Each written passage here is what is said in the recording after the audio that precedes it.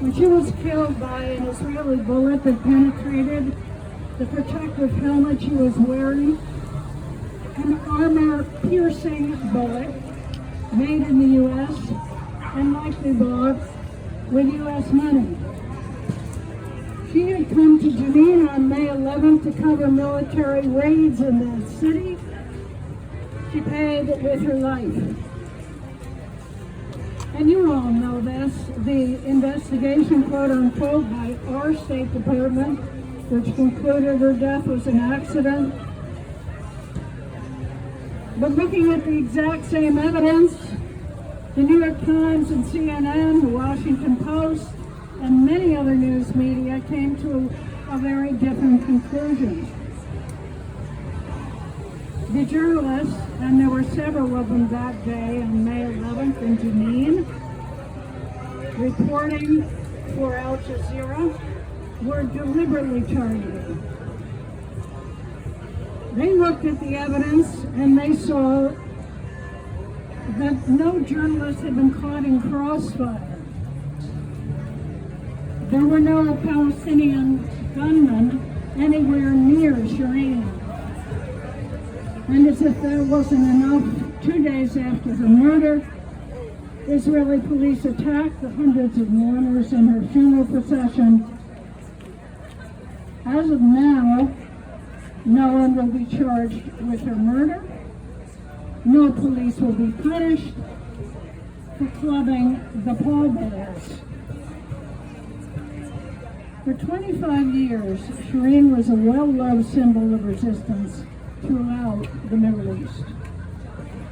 She could have chosen to write her stories in the safety of an office. She could have chosen to write them in her home. She chose to witness on the battlefield. When asked if she wasn't afraid to take that risk, she said, "Of course I'm afraid. But telling the truth is powerful." The truth is that Israel is at war with reporters who tell the truth. Just last year, it bombed the offices of the Associated Press and Al Jazeera in Gaza City. Reporters Without Borders says that 30 journalists have been killed in the occupied territories since 2000. On May 11, Shireen was stopped from covering the news. She became the news. But Israel can't stop the force of our demands for justice and for the freedom to share the Palestinian narrative with the world, which is exactly what she did and what she died for. There are a lot of tributes to this journalist on the internet. This is one from someone named Alam Ali, who says, "I grew up in the Middle East watching her on the news. My entire generation did. I distinctly remember her entering the homes of ordinary citizens to give us a glimpse into how Palestinians live under Israeli rule. We watched her standing for hours in front of prisons with the families of Palestinian detainees. We saw her crossing Israeli barriers and walls with her crew, playing with kids in refugee camps, singing with the crowds in protests. Courageous, bold, and beautiful is how I remember her. Rest in peace, Shireen."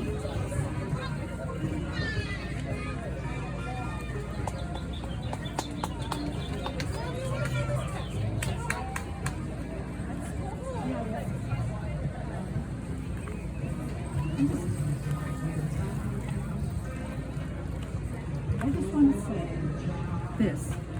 Shireen, we will not forget you. The other dozens of Palestinians who have been the victim of targeted assassinations by the Israeli army, the Israeli Secret Service, we will not forget you. Shireen's family, who have said that the U.S. has betrayed them, has betrayed its citizens by refusing to do a serious investigation of Shireen's murder. We will not forget, President Biden, that you excused the use of American military aid to murder American citizens. We will not forget. We will let other people know. We know in this country that millions of people protested police brutality and the killings of people of color in our country. We believe those people are just as ready to protest the murders of other people, especially with American money in other countries. American citizens being murdered with the aid that we give to other countries. We will not forget. We will fight for remembrance. We will fight for the freedom of the press to report the Palestinian narrative. We will fight for our own rights to act as American citizens to stop U.S. financing of carnage around the world using our tax dollars to kill people. That's what I want to say, Shireen. We won't forget. Her last broadcast was to take a Palestinian refugee back to the place where he had been driven out in 1948. There is still time for justice.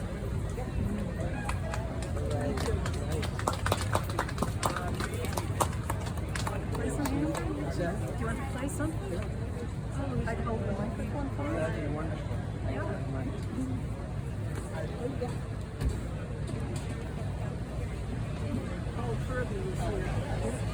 Well, I was thinking of a way to introduce Palestine when there's so many issues of injustice in our country and also in the countries that the U.S. occupies.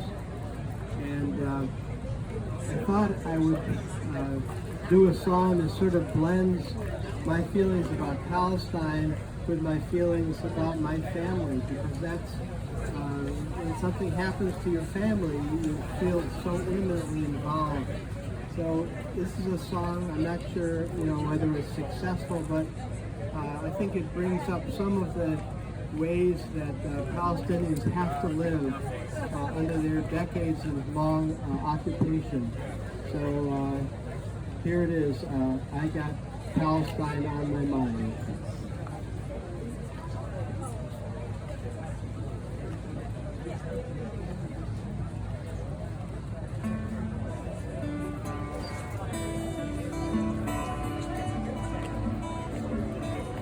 I'm in that endless checkpoint wait, holding papers I know I'm late.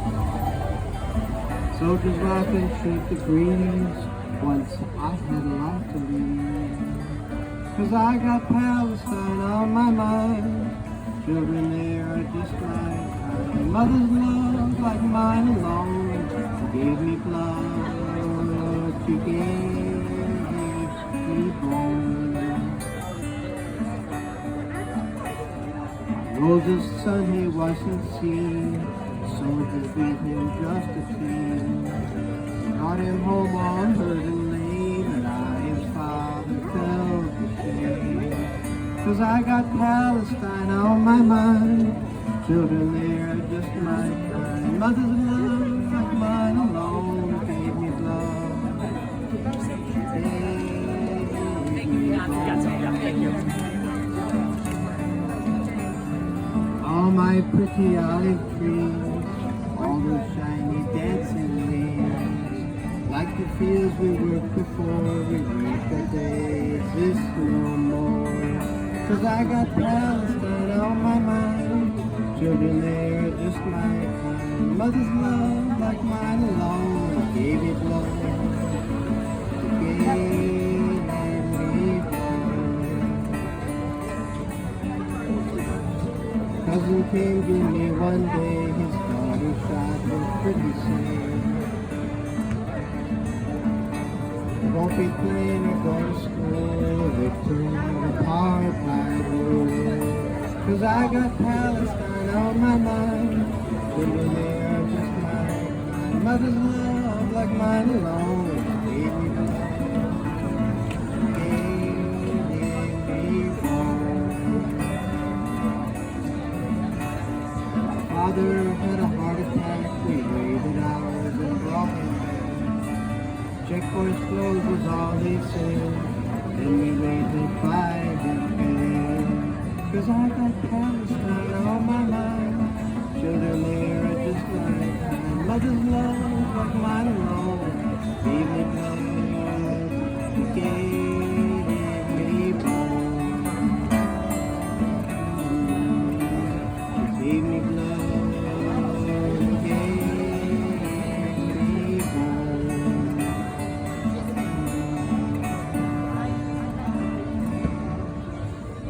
Thanks very much.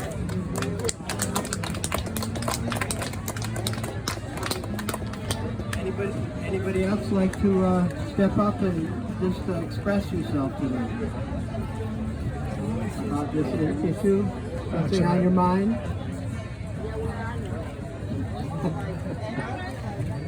All right, so we'll take a break. Maybe we'll come back a little later on and have some more to say. Thanks. All right.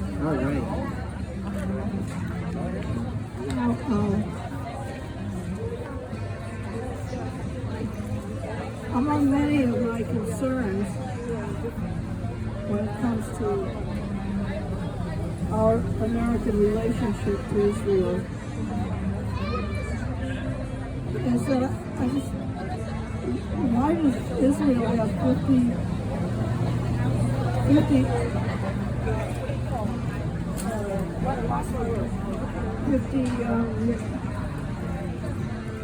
representative locations around the United States? That's one for every state. It sounds like, spying or policing or, something, stopping opinion, writing nasty letters to the editor, fomenting support for Israel, but also crushing voices against, such as ours here today. Yeah, I think 50 consulates got the word. 50 consulates, try being 82, you'll find out. 50 consulates around America. Who's paying for them? Why are they needed? No answers. I don't have any answers. We pay for the Israeli consulates? I don't know if we're paying for them or not, but there's 50. I think that's a bit excessive. I mean, I don't know of any other country that has more than 1 or 2 consulates. 50?